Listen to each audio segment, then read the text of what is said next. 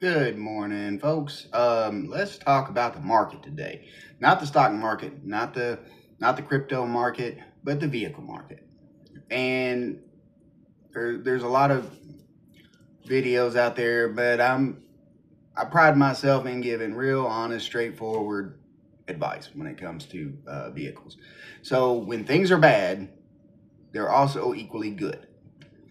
And what I mean by that is a lot of people are panicking because they've noticed that here in the past 6, 7 months, the vehicle market, which got artificially inflated during the COVID era, is now basically going through a correction. It's basically correcting back to what it basically should be. Now, you're going to get speculation either way. Same way with the stock market. Oh, we're about to pop, or oh, the sky's falling. The sky's about to fall out of this thing. But in reality, it's looking like it's just correcting back to what it should be.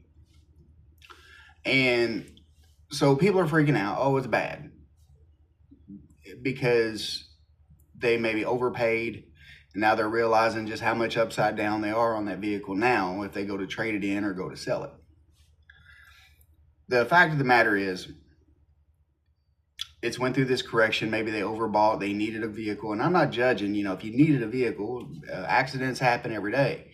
Your vehicle gets totaled out and you're forced into a situation where you have to replace that vehicle and you're at the mercy of whatever the market is. That happens, right? But if you're in the market for a vehicle, it's a good thing because values are down, dealers are desperate to sell cars. That means a good deal for you now. So that's how the market being down is actually good for you as a buyer. But here's the thing, and this has been going on for years. And as a mechanic, or someone who has a wealth of mechanical knowledge, there's vehicles that I just advise you to stay clear of. Period. Stay clear of them.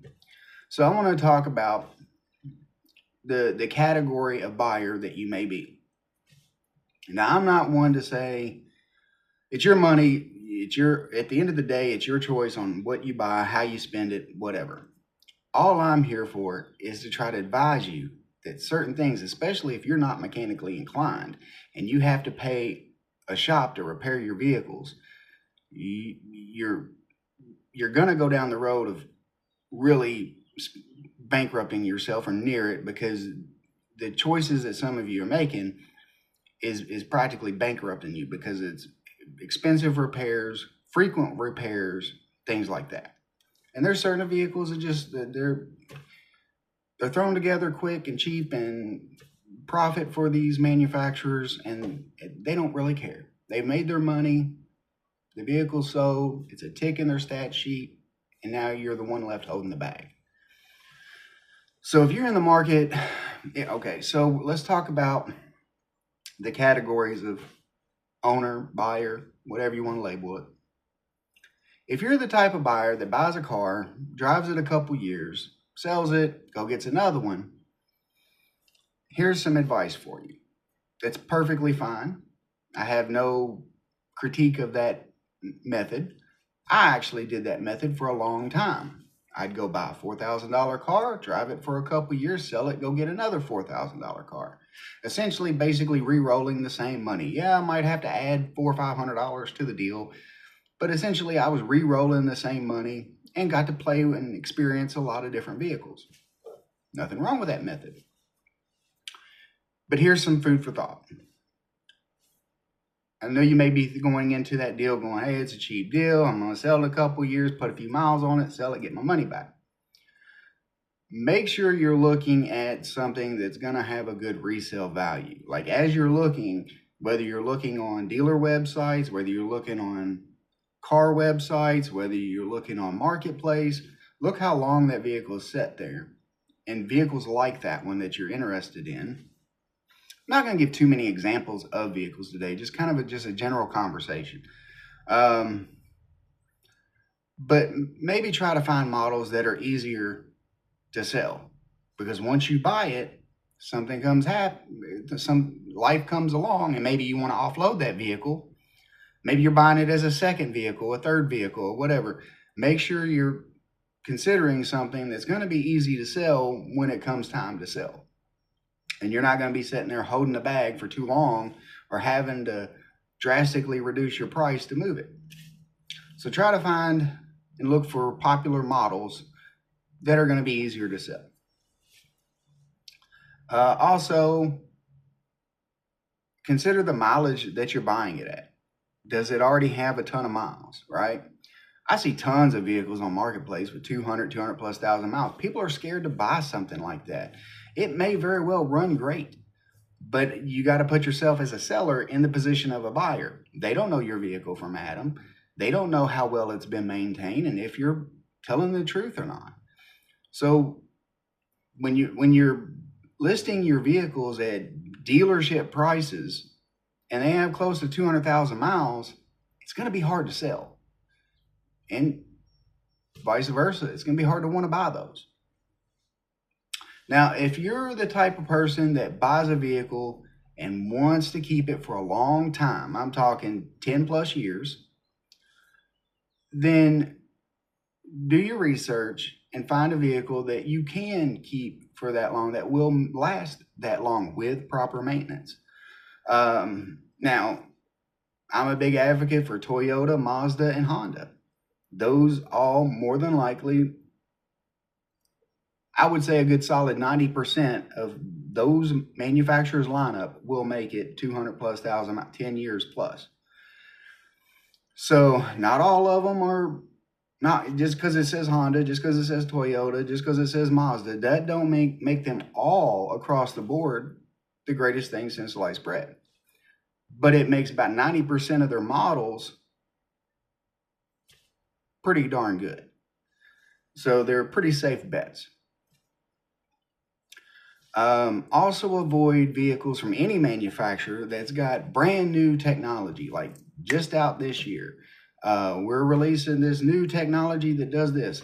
Hold off on it. Pass on that because you don't know how well that's going to work. It could cause expensive repairs and worse, accidents. I lean more on the skeptical side of a lot of technology anyway, just because, they hype it up as safety and convenience, yet they want people to not be distracted while driving, yet they embed all of the climate controls, radio controls, everything into one screen with a lot of menus and features. Yeah, kind of counterproductive in that manner. And then you got safety, lane keeping assist sensors that fail. Yeah, it's a different kind of rabbit hole. But if you're a long-term owner, then stick to the reliable, well-known manufacturers, which is going to lead me into my third point. There's so many YouTubers and car experts out there and these AI videos that have the top 5 vehicles people overlook that are actually gems and all this kind of stuff. I get the premises behind those type of videos, but here's the deal. Unless you're mechanically inclined and like to wrench on your own vehicles,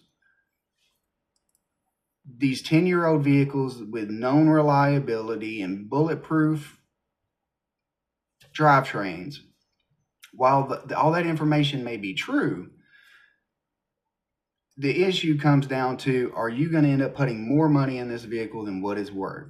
And for someone who needs to rely on a garage or a mechanic shop or a dealer service department to maintain their vehicles, buying some old car based on a YouTuber's recommendation because it's known reliable and it's a battle tank, you got to ask yourself, why is this person, if this vehicle's so great, why is this person selling it? If it's such a tank, why is it on the market with, I don't know, I would say good mileage is for a 10-year-old car is around 130, to 140,000 miles with a little bit of little bit of proof of maintenance. Okay, well maintained. But when you're buying a used car that used, that old, you're buying someone else's neglect, right? Someone's not going to have the perfect shiny cream puff, 10 years old, just ready to go, right? 10-year-old does not mean new. Now, there is the rare, I'm talking about a 1% of a 1% chance that you come across this vehicle that is maybe an old man or old woman had passed and the family's selling their perfect old car that was garage kept, used for getting groceries, drove to Florida once or twice a year, and just meticulously maintained. And now the family just wants to get the money out of it and move on. If you can find one of those, jump on that deal all day long, because you're getting something solid.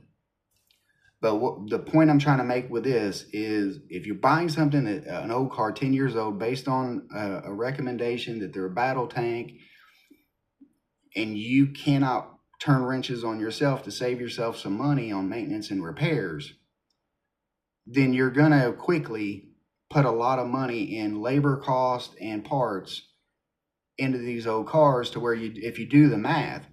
Okay, so for example, let's throw a mathematical example. You go and find you one of these old cars for $3,000, and you go buy it, $3,000 to $4,000.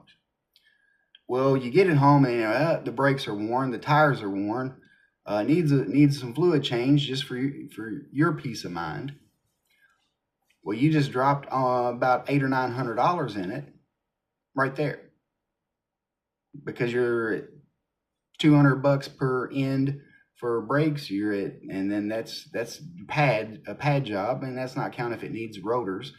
So let's look at $400 plus for new brakes all the way around, $400 to $500 there, and then you're looking at $600 to $1,000 for new tires, depending on what brand you go with. So you're already into it this much, just so you've got this peace of mind going forward. And that's not counting any other, depending on what era car you're in, if there's any sensors that's failed, engine lights on, tire pressure monitor light on, that sort of thing. Now, the reason I mentioned the tire pressure monitor lights is because usually if you're buying something almost 10 years old, that could be a light that is on your dash, and the previous owner didn't fix it, just because all you do is visualize that you have air in the tire, or you have a tire gauge, and make sure the pressure holds, and you just drive it and ignore the light. Because what really is going on there, the reason that light is on, is because these older, and even some of the new tire pressure monitoring sensors, they have little watch batteries in them, and they go bad. The battery goes bad. And so if the sensor can't communicate with the vehicle, it signals the light. Or if the vehicle can't communicate with the sensor, it triggers that tire pressure light. And it can be annoying. And we're conditioned now in this modern world that we can't have any strange lights on the dash, because it gives us OCD and bothers us. When really there's nothing mechanically wrong with the vehicle, and it's not hurting the vehicle because of the vehicle can't communicate with the tire pressure sensor. So just as long as the vehicle tire holds air, it's good. And it's at the proper tire pressure. But these little minor things that cost money drive people crazy, and that's how they make their money, right? Because you're going to have to go and buy a new sensor at anywhere between $25 and $200, and then you're going to have the dealer program the sensor to the vehicle, because they have to be reprogrammed every time they go dead, and then there's an expense. So that long story to tell you, if you don't do your own wrenching and you don't do your own maintenance, steer clear from these battle tank videos, because you'd end up buying something that's done passed through 3 or 4 or 5 owners, and you don't know who's done what. It's almost like buying an old house at that point. You don't know if it was fixed and fixed right and with quality parts along the way. So at that point, yes, it's going to cost a little bit more money, but go buy something new or newer, a year or two old with low mileage, maybe one owner in the past. Maybe they drove it until the warranty period, or they leased it through the warranty period and now it's on the market. Go get something that's in a good, reliable brand from a good, reliable manufacturer, and you can keep that car long term and just do your own maintenance. That way, you know, or keep up with the maintenance, whether you pay a shop to do it, you have a reputable mechanic or a reputable garage, you maintain that, and you know what's been done to it. You know that vehicle. In that case, it's worth it to pay a little bit more and buy a newer car or a new car, because then you know the car, because you plan on keeping it for 10 plus years. You can have that relationship with that car. So anyway, I hope this video was useful. Got some good information on it. God bless. See you on the next one.